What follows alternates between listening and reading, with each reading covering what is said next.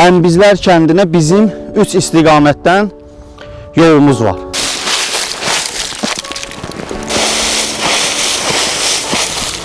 Artıq biz Ənbizlər kəndindəyik.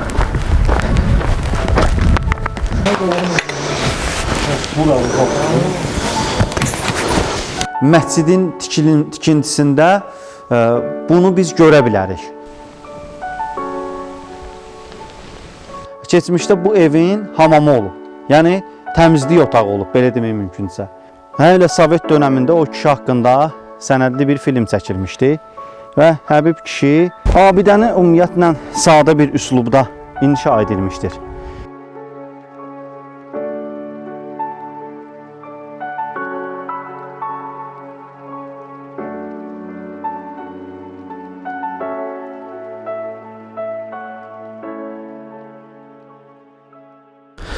Hörmətli Xızı TV izləyiciləri, bu günləri bir Qızıl Payız səhərindən sizi Xızı dağlarından salamlayırıq. Bu günləri bizim yolumuz Xızı rayonunun Göyxan mahalının Ənbizlər kəndinədir. Qeyd edim ki, Ənbizlər kəndinə bizim 3 istiqamətdən yolumuz var. Və qeyd edim ki, bu yollardan biri hal-hazırda bizim gedəcəyimiz Giləzi Altağac yolundan Ənbizlər kəndinə hərəkət etməkdir.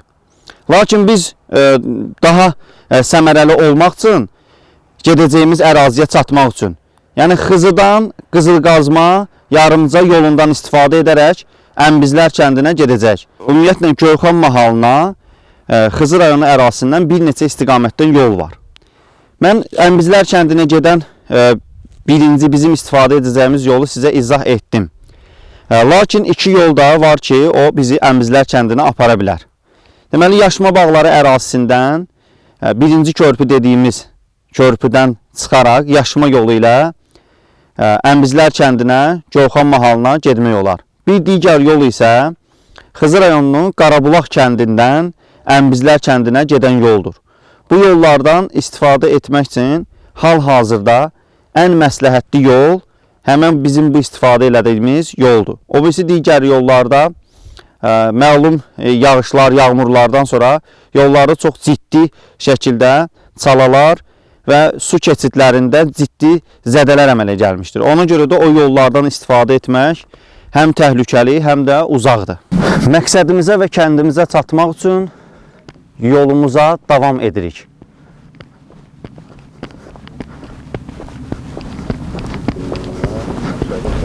Yolçu yolunda gələk, irəli.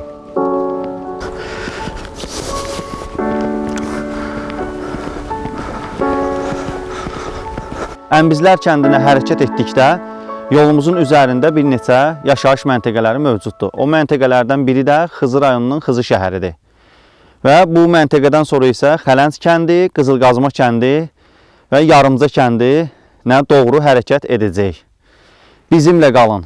Yolçu yolunda gələk, irəli.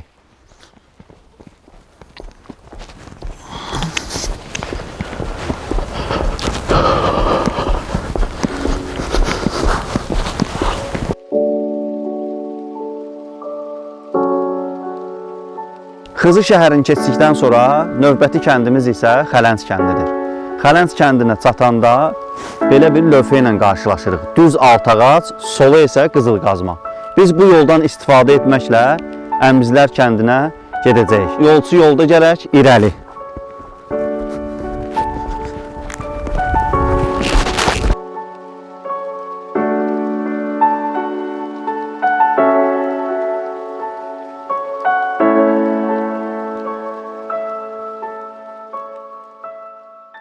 Deməli, Xələnc kəndini keçdikdən sonra bildiyimiz kimi Altağac Milli Qorğunun ərazisinə daxil oluruq və bizi ta ki Qızılqazmaya qədər gözəl təbiət mənzərələri, gözəl görüntülər izləyir və bu gözəl görüntülərdən, gözəl təbiətdən sizi də zövq almağa dəvət edirik.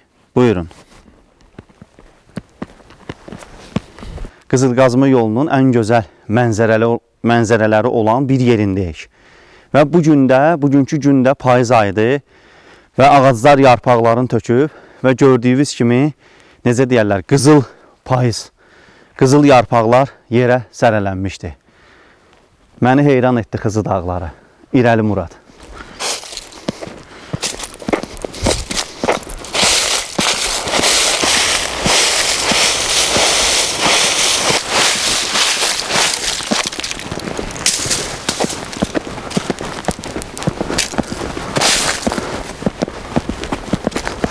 Demək olar ki, biz yolumuzun böyük bir hissəsini qət etmişik. Mənim arxa fonumda gördüyünüz kənd isə Xızı rayonunun Yarımca kəndidir. Həmən bu bucaqdan, bu baxışdan izləyicilərimizin əksəriyyət ilk dəfə Yarımca kəndini bu istiqamətdən, bu dağın üstündən müşahidə edirsiniz. Gözəl görüntülərə görə Murada öz təşəkkürümü bildirirəm. Yolcu yolda gərəkdir. İrəli.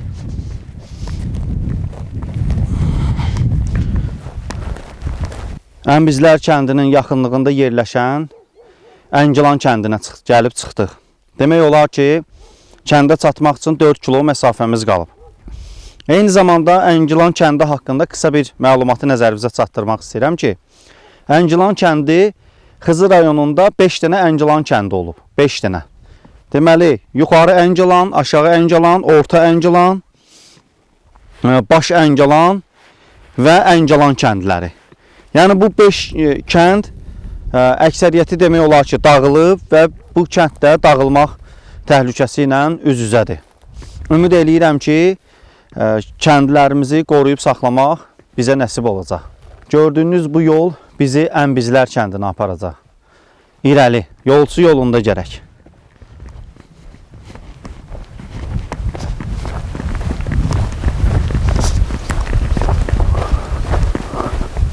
Böyük yolu qət etdikdən sonra Ənbizlər kəndinin girişinə, yəni Ənbizlər kəndinin yazısının yanına gəlib çatdıq.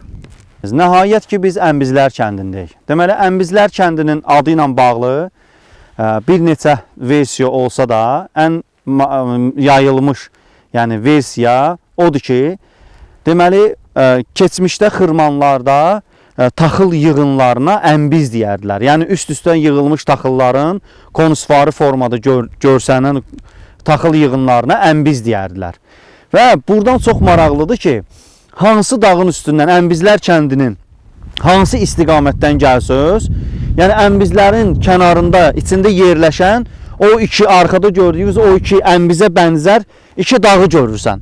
Və nəhayət ki, o uzaqdan görəndə mayak kimi görünür ki, o biz Ənbizlər kəndinin artıq yaxınlığındayıq. Və məhz rəvayətə görə, insanların dediyinə görə də həmən o dağları Ənbizə bənzədiyinə görə bu kəndin adı Ənbizlər qoyulub.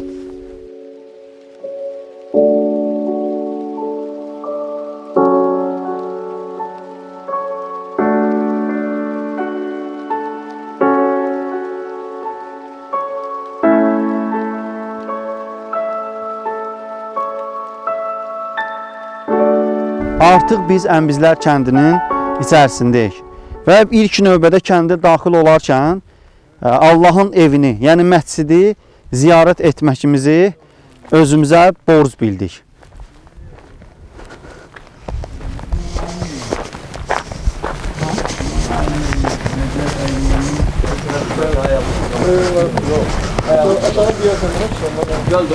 Allahın evinə daxil olarkən keçmiş adət-ənənədən bu günə qədər içəri yaraqsız, yasaqsız, ayaqqabsız girərlər Allahın evinə. Ona görə də biz öz ləvazimatlarımızdan azad olub, sonra məscidə daxil oluruq.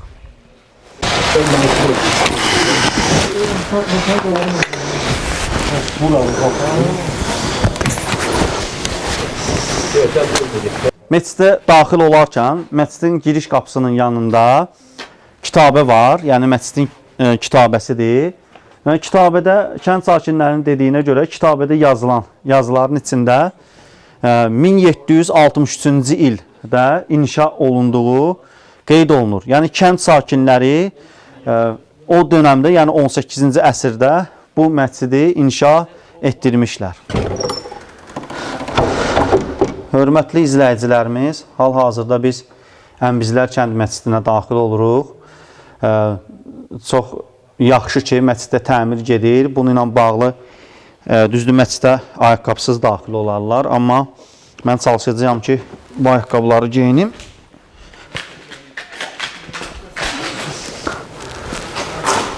Xızı rayonunun bir çox kəndləri kimi Ənbizlər kəndinin də yəni əqidəsi Əhlibeyt əqidəsidir. Yəni Əhlibeyt aşiqi olub bu kənd cəmaatı və eyni zamanda da bunu biz məscidin tikintisində bunu biz görə bilərik.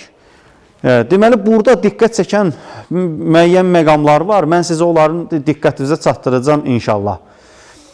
Deməli, məscid birbaşa üzü qiblə istiqamətində tikilib. Yəni, məscidin içində girəndə sadəcə düzənli bir şəkildə yan-yana durub namazınızı icra edə bilərsiniz. Və tikintisinin məscidin içində olan forması haqqında bəzi məqamları diqqətinizə çatdırmaq istəyirəm. Gördüyünüz bu sütunlar 10 dənə təşkil edir. Yəni 5 sağda, 5 solda olmaqla 10 dənə sütun təşkil edir. Üstündə gördüyünüz sütun üstükləri isə 5 dənə təşkil edir. Və bu sütunların üzərində olan millər dediyimiz ağaclar isə hər arada 12 dənədir. 12 dənə.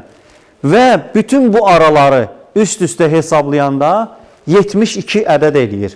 Və bu əqidədə, bu təriqətdə olan insanlar bunun mənasını çox gözəl bilir və öz məscidlərində də, öz ibadət etdikləri yerdə də tətbiq ediblər.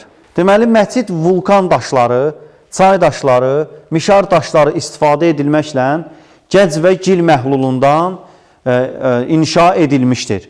Və gördüyünüz kimi o dövrün tələblərinə görə məscidin yayda sərin, qışda isti olması üçün gördüyünüz kimi 1 metrə təxminən yaxın, 1 metrə qədər divarların qalınlığı var idi. Və eyni zamanda da pəncərələrin istiqaməti konusvarı formada inşa edilirdi ki, günəş içəri daha yaxşı, daha rahat daxil ola bilsin. Və işıqlandırmada bunu istifadə edərdilər. Bu cür tikintilərdən istifadə edərdilər. Deməli, məscid binası çox qədimdən inşa olunsa da, zaman-zaman təmirə ehtiyacı olduğu üçün keçmişdə əgər divarlarda gil məhlulundan sıvaq istifadə olunursa, zaman keçdikcə əhəng məhlulu və yaxud sement məhlulundan istifadə etməklə divarları qorumağa çalışıb insanlar. Bir şey də qeyd eləmək istəyirəm, diqqətinizə çatdırmaq istəyirəm ki, istifadə olunan ağaclar, yəni taxta materialı yaxınlıqdan gətirilmiş, yaxınlıqdan məşələrdən qırılmış palıd ağaclarından istifadə olunurdu. Yəni bunun üçün aylarla həm gətirilməsi üçün, həm usta işlərinin görülməsi üçün çox böyük vaxt tələb olunurdu. Və bunun da öhdəsindən o dövrün ustaları çox yaxşı bacarıb, çox yaxşı gəliblər bunun öhdəsindən.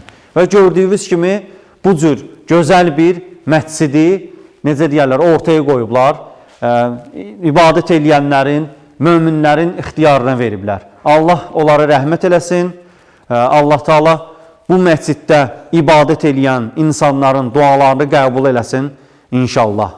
Məsciddə təmir getdiyinə görə insanlara mane olmamaq üçün biz məscidi çəkib sizə təqdim etdik və burada məsciddən çıxıb indi isə kənd haqqında, kəndin ərazisində çəkilişlərimizi aparacaq və kənd haqqında sizə ətraflı və geniş məlumat verəcək.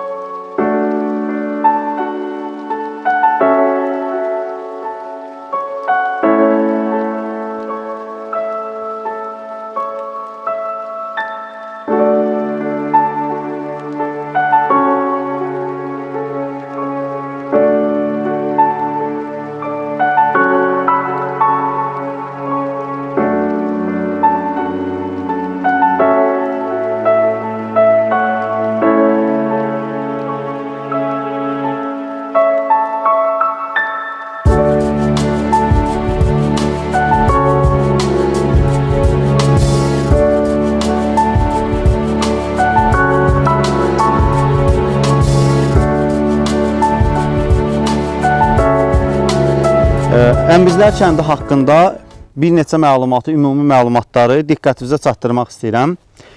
Deməli, Xızı rayonu 1928-ci ildə ilk dəfə təsis olunanda Xızı rayonunda Ənbizlər kəndi deməli icra nümayəndəsi olan kəndlərdən biri idi və kənd ərazisinə daxil olan yaşayış məntəqəsi bunlar idi.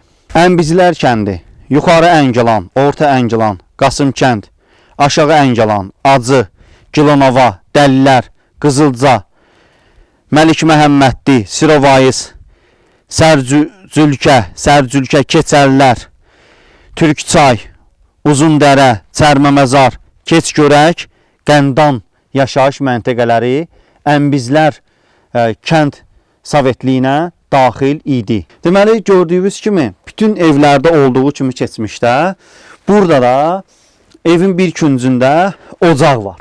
Yəni ocaq yeri var.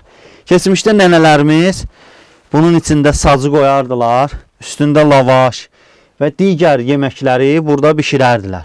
Eyni zamanda da kiçik bir ev olmasına baxmayaraq hər şey diqqətə, nəzərə alınıb ki, insanlar burada rahat fəaliyyət göstərə bilsinlər. İşıqlandırmaq üçün kiçik bir pəncərə, deməli evlərin içi saman palçıqla şirələnərdi. Bu da evin içində həm havanın təmiz olmasına, həm də çox gözəl, bu kənd evlərində yaşayanlar bilir, çox gözəl qoxunun yayılırdı evə. Bu küncdə gördüyünüz bu balaca divarın içində olan yer isə gecə vaxtı lampanın və digər işıqlandırıcı vasitələrin burada qoyulması üçün nəzərdə tutulmuşdur. Təmizlik imandandır deyirlər.